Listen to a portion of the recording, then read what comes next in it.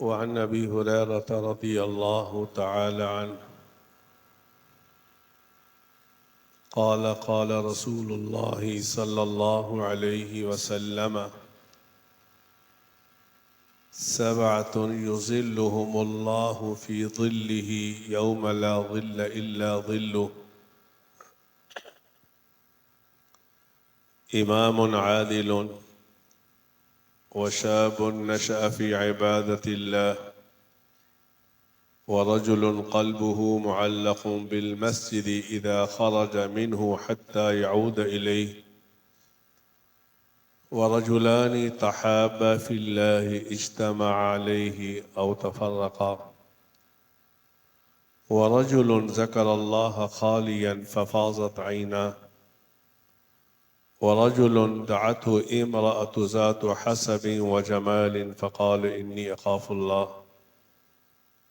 ورجل تصدق بصدقة فأخفاها حتى لا يعلم شماله ما ينفق يمينه أو كما قال عليه الصلاة والسلام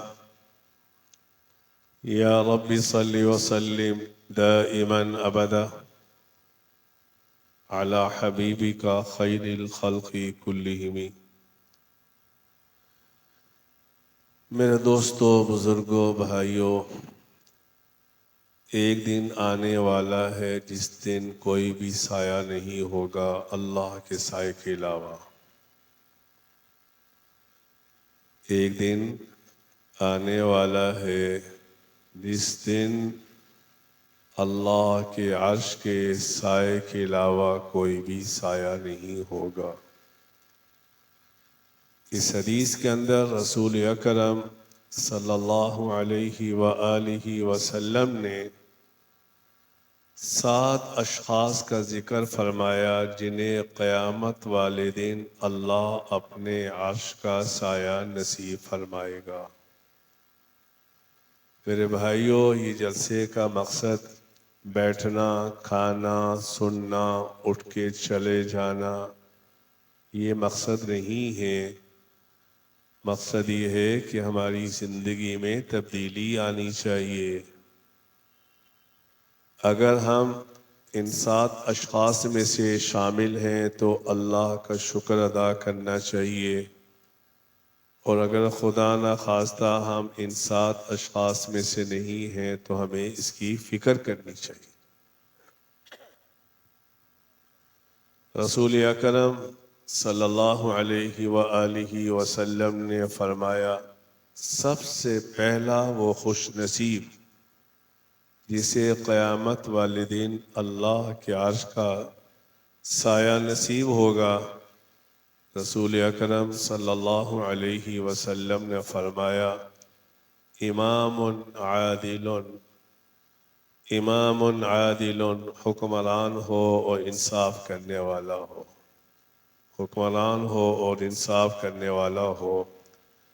رسول اکرم صلی اللہ علیہ وسلم نے یہ نہیں فرمایا کہ امام ہو، حاکم وقت ہو، تہجد گزار ہو، یہ نہیں فرمایا. فرمایا امام عادل، وہ حکمران جو انصاف کرتا ہو.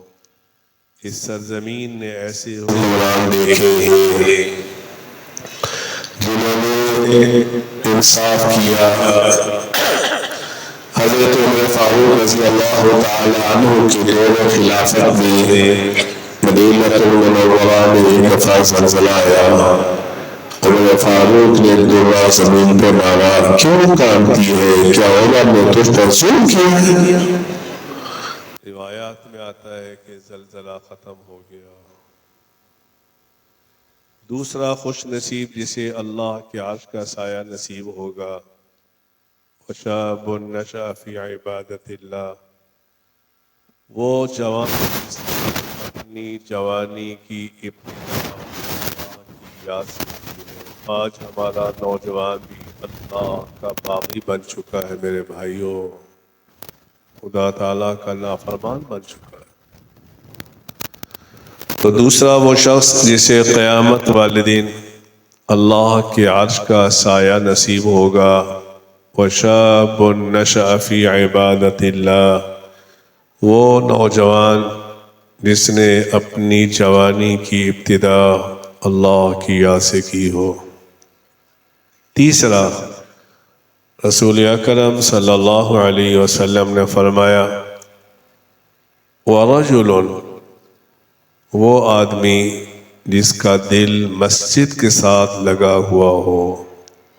آج ہم صرف فرض پڑھنے کے لیے مسجد میں جاتے ہیں، اگر 1 منٹ اوپر ہو جائے تو گھڑیوں کو دیکھتے ہیں امام صاحب کہاں چلے گئے، ہمارا دل ہی مسجد میں نہیں لگتا،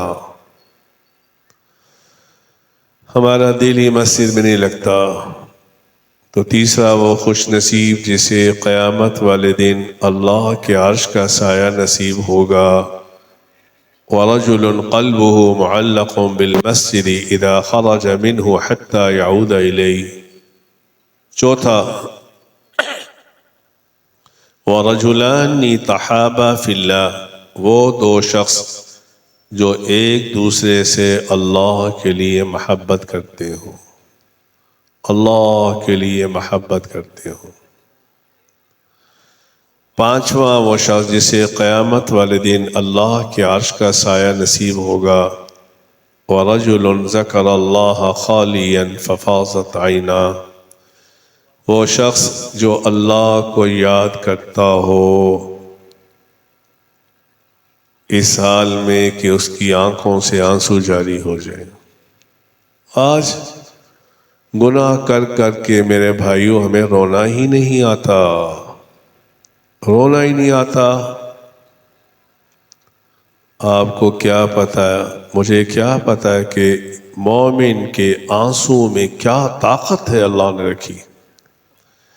معراج کی رات رسول اکرم صلی اللہ علیہ وسلم نے جنت کو بھی دیکھا، جہنم کو بھی دیکھا۔ جہنم شعلے مار رہی تھی، میرا نبی کھڑے ہو کر رو پڑا کہ یہاں میری امت کو ڈالا جائے گا۔ اتنے میں جبرائیل امین ڈبیا میں پانی لے کے آئے، وہ پانی جب جہنم کی آگ میں ڈالا گیا وہ ٹھنڈی ہو گئی۔ رسول اللہ نے پوچھا صلی اللہ علیہ وسلم نے، جبرائیل یہ جنت کے کس چشمے سے لے کے آیا ہے؟ کہ یا رسول اللہ جنت کے چشمے کا پانی نہیں، آپ کی امت کے وہ آنسو میں نے اکٹھے کیے جو اللہ کے خوف کی وجہ سے بہا کرتے تھے۔ وَرَجُلٌ ذَكَرَ اللَّهَ خَالِيًا فَفَاضَتْ عَيْنَاهُ، اور چھٹا وہ آدمی جسے قیامت والے دن اللہ کے عرش کا سایہ نصیب ہوگا، وہ ہے جسے کسی ذات حسب و جمال، کسی حسین لڑکی نے زنا کی دعوت دی، فقال انی اخاف اللہ، وہ کہتا ہے میں اللہ سے ڈرتا ہوں۔ اور آخری، رسول اکرم صلی اللہ علیہ وسلم نے فرمایا وہ شخص وَرَجُلٌ تَصَدَّقَ بِصَدَقَةٍ، وہ شخص جو دائیں ہاتھ سے صدقہ کرتا ہو بائیں کو پتہ بھی نہ لگتا ہو۔ تو میرے بھائیوں، یہ دنیا کھیل تماشا ہے، مختصر زندگی ہے، ایک نہ ایک دن چلا جانا ہے، وہاں جانا ہے جہاں سے واپس نہیں آنا۔ اور محشر والے دن ایک چٹیل میدان میں کھڑے ہوں گے جس دن کوئی سایہ نہیں ہوگا اللہ کے عرش کے سائے کے علاوہ۔ اللہ کے عرش کا سایہ اگر آپ نے حاصل کرنا ہے تو یہ صفات اپنانے کی کوشش کریں۔ اللہ رب العالمین مجھے بھی آپ کو بھی قیامت والے دن اپنے عرش کا سایہ نصیب فرمائے۔ وآخر دعوانا ان الحمد للہ رب العالمین۔